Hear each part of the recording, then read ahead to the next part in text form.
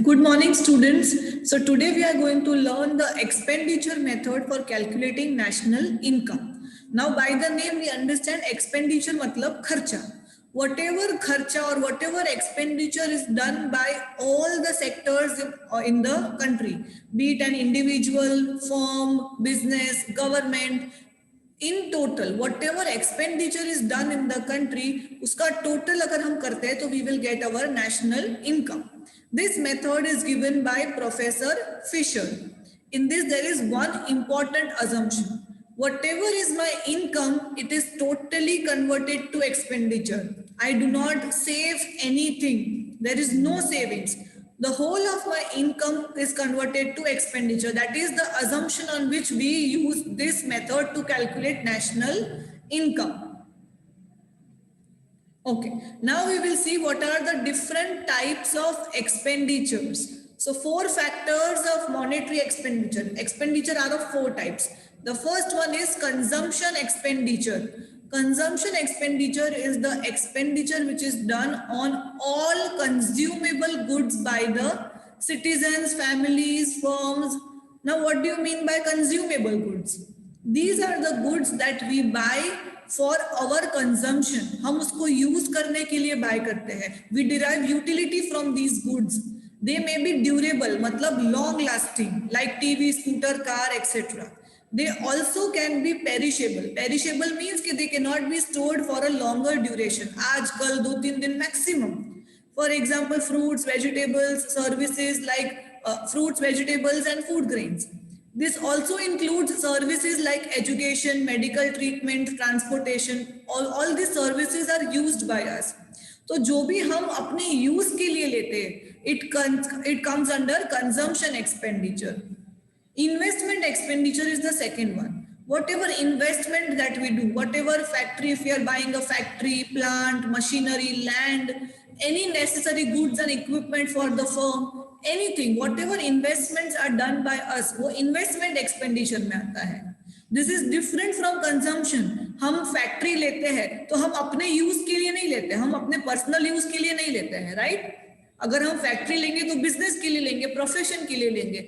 So all the expenditure which is done not for our use, that comes under investment expenditure.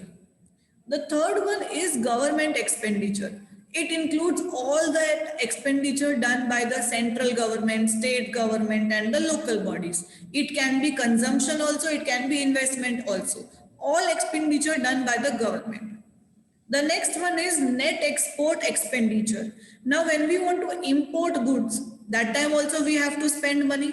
And when we are exporting goods, that time also we have to spend money. So the difference between the expenditure on import and the expenditure on export, that difference is called net export. And this net export is also included in our national income. So by this method, we can say that national income is equals to consumption expenditure, investment expenditure, government expenditure, and net export expenditure, all added, right? Consumption plus investment plus government plus export. It can also be written in a formula like NI, national income, equals to C plus I plus G plus X. C means consumption expenditure, I means investment, G means government, and X matlab net export. So these are the 4 components included in the expenditure method to calculate national income. Now we will study the expenditure which are not considered in national income. There are some expenditures, कुछ खर्चे ऐसे होते हैं जो हम national income में calculate नहीं करते हैं. For example, expenditure on buying second-hand goods. This we have studied in income method and production method के second hand goods पे हम जो भी खर्चा होता है, जो भी value होती है, we do not consider in national income. Same with expenditure method. Whatever, if you buy a scooter, second hand scooter, तो उस पे जो expenditure आपका होता है वो हम national income में calculate नहीं करते हैं. Then transfer expenditure, transfer payment हमको पता है, all the unilateral payments, one sided payments, हम किसी को गिफ्ट देते हैं, दान देते हैं, whatever we give, उस पे जो खर्चा होता है, जो चार्जेस लगते हैं उस पे, that is not included in national income.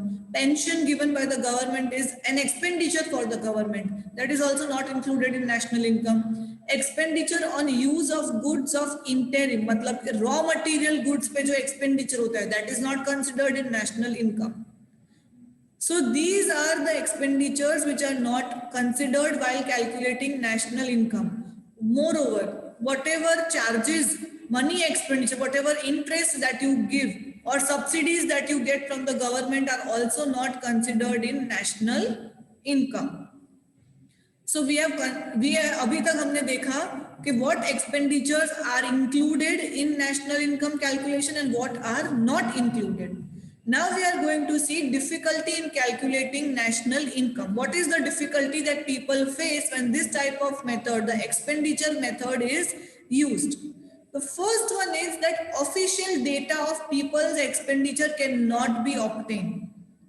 छोटा छोटा कितना खर्चा हम दिन में करते हैं, 10 रुपए का कुछ 10 रुपए की सब्जी लाते हैं, 20 रुपए का दूध लाते हैं, सब it's very very difficult to calculate official data.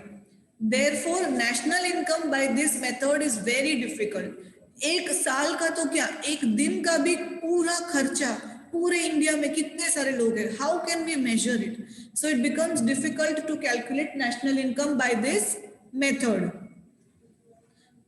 The next issue is, for example, a businessman named Arav. He gives 30,000 salary to Milap.